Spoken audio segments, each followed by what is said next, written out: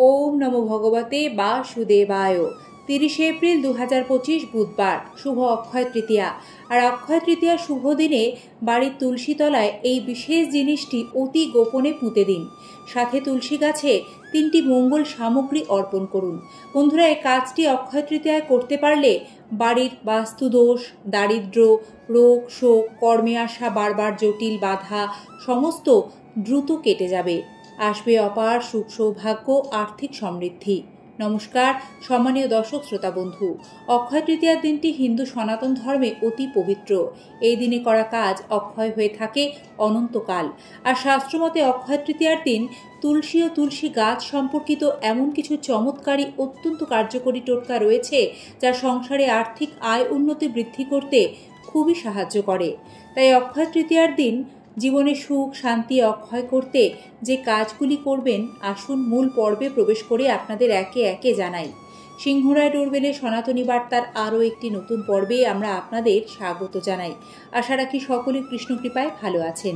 সংসারে কখনো যেন অভাব অনটন না আসে, জীবনে সুখ শান্তি অক্ষয় থাকুক, এই ইচ্ছা আমাদের সকলেরই।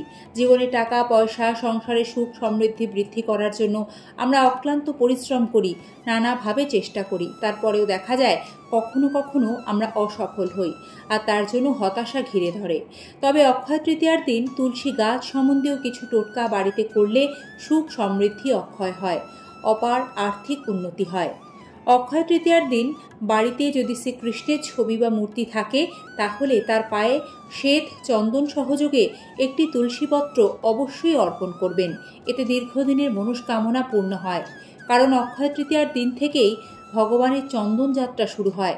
তাই এই দিন ভগবানের চরণে তুলসীপত্র সহযোগে শ্বেত চন্দন অর্পণ করলে মহাপুণ্য লাভ করবেন। আর যেখানে ভগবান বিষ্ণুর কৃপা, সেখানেই মা লক্ষ্মীর সমাবেশ। অক্ষয় তৃতীয়ার দিন সূর্যোদয়ের আগে ঘুম থেকে উঠে স্নান করবেন, শুদ্ধ বস্ত্র পরিধান করবেন। তারপর সূর্যদেব ও ইষ্টদেবতাকে জল নিবেদন করে তুলসী গাছ সম্পর্কিত নিয়ম বা টোটকাগুলি পালন করতে শুরু করবেন। বন্ধুরা, অক্ষয় তৃতীয়ার দিন আপনারা একটি পিতলের থালা বা যে কোনো একটি ছড়ানো পাত্র নেবেন। সে পাত্রে কিছুটা পরিমাণ জব হলো পঞ্চরবি শস্যের অন্তর্গত একটি শস্য। ধান গমের মতোই এটি শস্য। একটি 1 টাকার কয়েন, একটি শুকনো হলুদের টুকরো, কিছুটা গুঁড়ো হলুদ, বেশ খানিকটা সাদা চন্দন বাটা, সাথে খানিকটা হলুদ ফুল, একটি লাল ফুল, একটু আখি গুড়, খানিকটা কাঁচা দুধ একসাথে গুছিয়ে সাজিয়ে বাড়ির নিত্য পুজো করার সময় এই মঙ্গল সামগ্রী সমেত পেতলের থালা বা পাত্রটি ভগবান বিষ্ণুর উদ্দেশ্যে অর্পণ করবেন। তারপর সেই থালাটি নিয়ে তুলসী তলায় আসবেন। এরপর ধীরে ধীরে প্রথমে তুলসী গাছে জল অর্পণ করবেন। ওম নমো ভগবতে বাসুদেবায় মন্ত্র উচ্চারণ করবেন। জল ঢালার পর কাঁচা দুধ একইভাবে তুলসী গাছে উপর থেকে নিচের দিকে ধীরে ধীরে ঢালবেন। কাঁচা দুধের পর খানিকটা গঙ্গা জল তুলসী গাছে একইভাবে অর্পণ করবেন। সম্ভব হলে অক্ষয় তৃতীয়ার দিন একটু আখের রস তুলসী গাছে অর্পণ করতে পারেন। এতে দীর্ঘদিনের আর্থিক সমস্যা থেকে দ্রুত মুক্তি লাভ করবেন।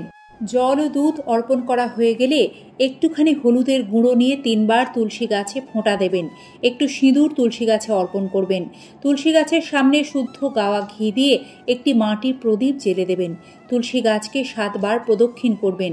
সবশেষে পেতলের থালার থেকে একটু পরিমাণ জব নিয়ে তুলসী তলায় পুঁতে দেবেন এবং তুলসী মহারানীকে আখি গুড় নিবেদন করবেন। শাস্ত্রে এই জব শস্যটিকে স্বর্ণ সমান ধরা হয়। আর অক্ষয় তৃতীয়ায় করা যে কোনো কাজ অক্ষয় হয়ে থাকে দীর্ঘকাল, ফিরে আসে বহুগুণ হয়ে। অক্ষয় তৃতীয়ার পুজোতে এই জব একটি অপরিহার্য উপকরণ। হলুদ ভগবান বিষ্ণুর অত্যন্ত প্রিয়, সৌভাগ্যের প্রতীক, একটি মঙ্গল সামগ্রী।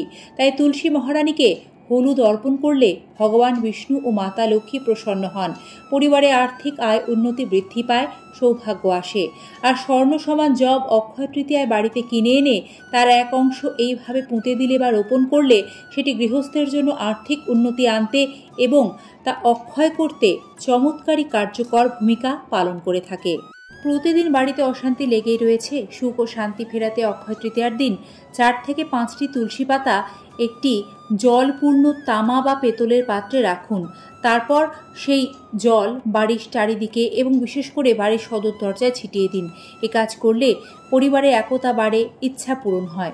ভাগ্য ফেরাতে চান তাহলে একটি আটার প্রদীপ তৈরি করুন, তাতে শুদ্ধ গাওয়া ঘি ও 1 চিমটে গুঁড়ো হলুদ দিন। অক্ষয় তৃতীয়ার সন্ধ্যের সময় তুলসী গাছের নিচে সেই প্রদীপটি জ্বালিয়ে রেখে দিন। এতে বৈভব লক্ষ্মীর কৃপায় সংসারে আর্থিক উন্নতি হবে।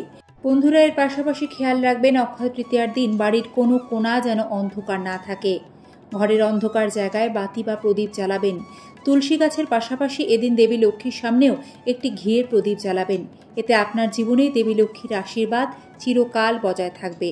যদি আর্থিক সমস্যায় ভোগেন, বহু চেষ্টার পরেও কিছুতেই অর্থকষ্ট পিছু ছাড়ছে না, তাহলে অক্ষয় তৃতীয়ার দিন একটি লাল রঙের নতুন কাপড় নেবেন।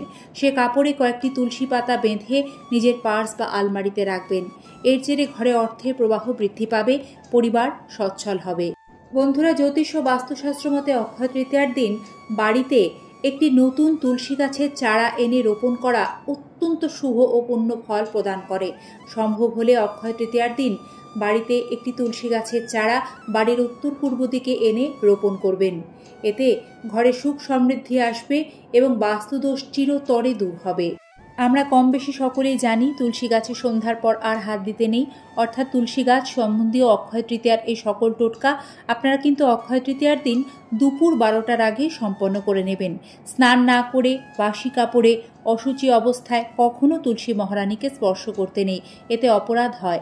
বাড়ির গৃহিণীরা অক্ষয় তৃতীয়ায় তুলসীর এই সকল টোটকা পালনের সময় মাথায় অবশ্যই কাপড় দিয়ে নেবেন এবং অক্ষয় তৃতীয়ার দিন সন্ধ্যাবেলায় নিত্যদিনের মতোই তুলসী তলায় ধূপ দ্বীপ দেখাবেন এবং এই দিন ভগবান বিষ্ণুর চরণে একটি হলুদ ফুল নিবেদন করবেন। তুলসী মহারানীকে লাল ফুল অর্পণ করবেন এবং মা লক্ষ্মীকে সম্ভব হলে একটি পদ্ম ফুল অর্পণ করবেন। অক্ষয় তৃতীয়ার এই টোটকাগুলির পূর্ণ ফল পেতে ভুল করেও আমিষ আহার কেউ গ্রহণ করবেন না। জয় তুলসী মহারানীর জয়। হরে কৃষ্ণ। রাধে রাধে। শুভ অক্ষয় তৃতীয়া। কৃষ্ণ কৃপায় অক্ষয় হোক সকলের সুখ সৌভাগ্য। ধন্যবাদ আমাদের সাথে থেকে সম্পূর্ণ পর্বটি ধৈর্যের সাথে দেখার জন্য। অক্ষয় তৃতীয়া সম্বন্ধীয় এমন আরও কার্যকরী শাস্ত্রীয় টোটকা আপনাদের জানাবো আগামী পর্বগুলোতেও।